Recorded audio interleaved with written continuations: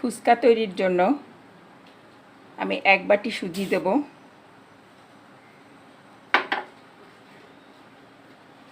ওই একই বাটির মাপের আমি 1 বাটি আটা দেব,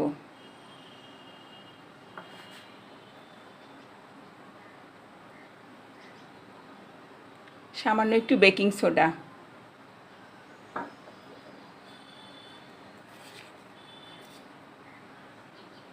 1 চা চামচ লবণ,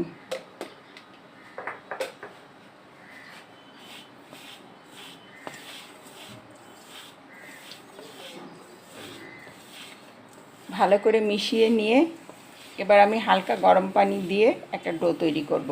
ডোটা শক্ত হবে।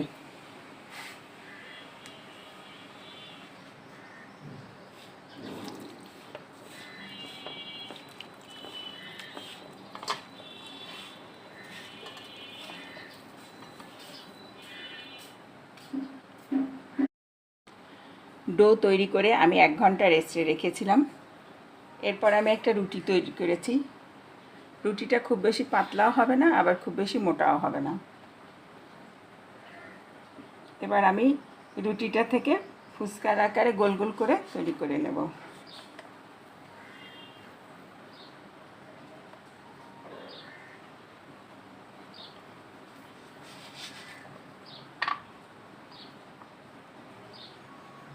এভাবে সব কয়টা ফুচকা আমি তৈরি করে রোদে শুকিয়ে নেব।